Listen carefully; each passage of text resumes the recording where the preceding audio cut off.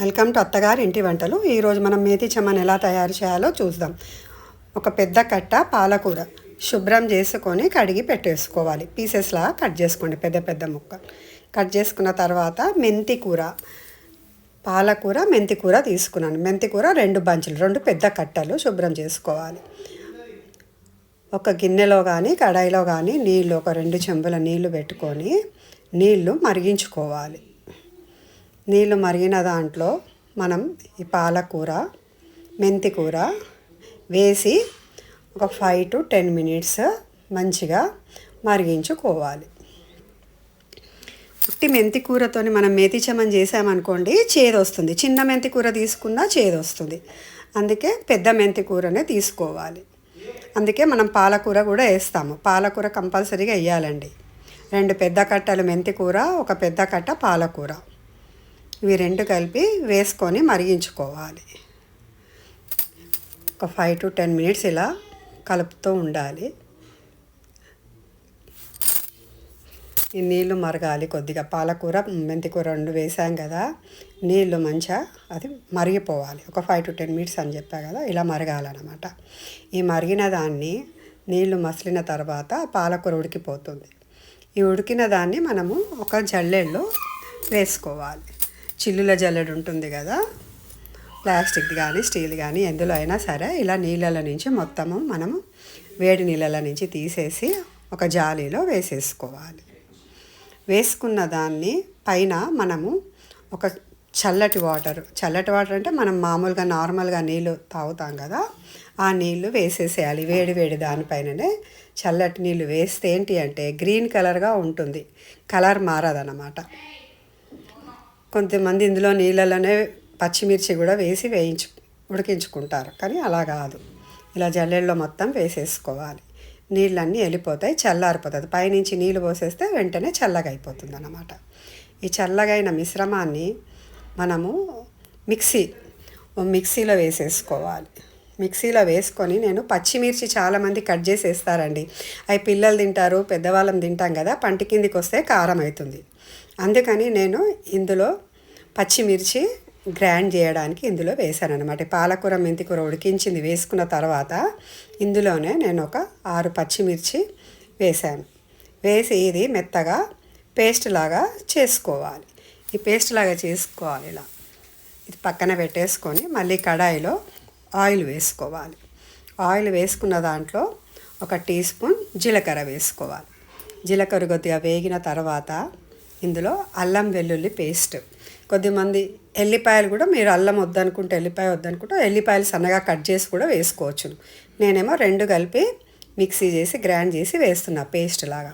1 table spoon అల్లం వెల్లిగడ్డ, ఒక 4 ఉల్లిపాయలు సన్నగా ఇలా కట్ చేసినవి వేసుకొని మంచిగా కొంచెం బ్రౌన్ కలర్ వచ్చేటట్టుగా వేయించుకోవాలి. కలర్ రావాలి, కొంచెం ఇలా పచ్చివాసన అంతా పోవాలి. ఇందులో మళ్ళీ మనం కొంచెము బటర్ వేసుకోవాలి. బటర్ వేసుకొని చేస్తే ఇంకా తొందరగా వేగిపోతుంది. కొద్దిగా బటర్ వేస్తేనే టేస్ట్ వస్తుంది. ఫస్ట్ టైం ఆయిల్ వేసాను, ఇప్పుడు బటర్ వేసుకోవాలి. బటర్ వేసిన తర్వాత మొత్తం వేయించుకోవాలి.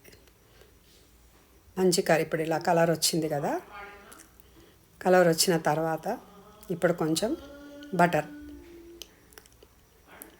ఇంత బటర్ వేసిందంటే టేస్ట్ వస్తుంది అన్నమాట. అది కర్రీ కూడా మంచిగా తొందరగా ఇదంతా వేగిపోతుంది. ఈ వేగిన దాంట్లో మనము ధనియాల పొడి వేయించింది, జీలకర్ర పొడి వేయించింది మనము పక్కకు రెడీగా పెట్టేసుకోవాలన్నమాట. ఇందులోనే ఇది వేగిన తర్వాత 2 స్పూన్స్ ధనియాల పౌడర్ వేసుకోవాలి. ఇది పెద్ద పెద్ద బంచులు పాలకూర మెంతికూర ఎక్కువనే ఉంటుంది కాబట్టి 2 స్పూన్స్ వేసుకోవాలి. 1/2 టీ స్పూన్ జీలకర్ర పౌడర్ వేసుకోవాలి. ఈ మొత్తం వేగిపోవాలి. జీలకర్ర పొడి ధనియాల పొడి వేగిన తర్వాత ఇందులో మనం పేస్ట్ చేసి పక్కన పెట్టుకున్నాం కదా మెంతికూర పాలకూర, అది కూడా ఇందులో వేసుకోవాలి. వేగిన దాంట్లో వేగిపోయింది చూడండి, మంచిగా వేగిపోయింది. వేగిన దాంట్లో పాలకూర మెంతికూర గ్రైండ్ చేసేసింది మొత్తం వేసేసుకోవాలి. మొత్తం వేసుకొని మంచిగా కలుపుతూ ఉండాలండి. ఒక 5 to 10 minutes మంచిగా కలపాలి. ఎందుకంటే ఉల్లిగడ్డ అల్లం వెల్లుల్లిగడ్డ ఇందులోకంతా మంచిగా వేగిన తర్వాత ఇది వేస్తున్నాం కదా, ఈ పాలకూర కూడా కొద్దిగా అందులో ఆ మసాలాలన్నీ దీనికి పట్టాలన్నమాట.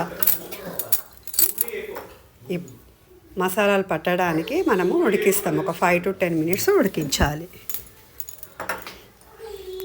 ఉడికిన దాంట్లో 2 స్పూన్స్ నేను ఉప్పు వేస్తున్నాను. ఇందులో 2 స్పూన్స్ కరెక్ట్ అవుతుంది.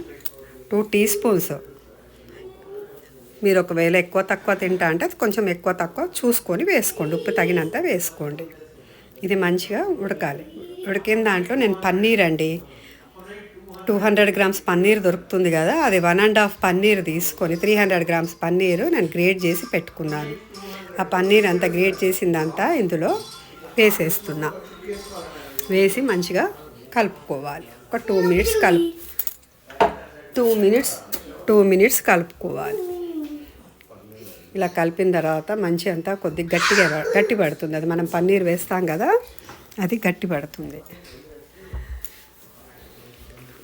గట్టి పడిన తర్వాత ఇందులో మళ్ళీ మనము పైనుంచి క్రీమ్ అంటే ఏం లేదండి, మన ఇంట్లో మీగడ ఉంటుంది కదా, మీగడ తీస్తాం కదా పాల మీది, అది మిక్సీలో వేసేస్తే అది కొంచెం మెత్తగా అయిపోతుంది. అదే క్రీమ్ అన్నమాట. క్రీమ్ అనేది ఉట్టి మలాయి ఉంటే కూడా మనం అలాగే ఇట్లా చెంచాతోనంటే కూడా అది క్రీమ్ లాగా అయిపోతుంది. క్రీమ్ అంటే ఏందో అనుకుంటారు చాలామంది.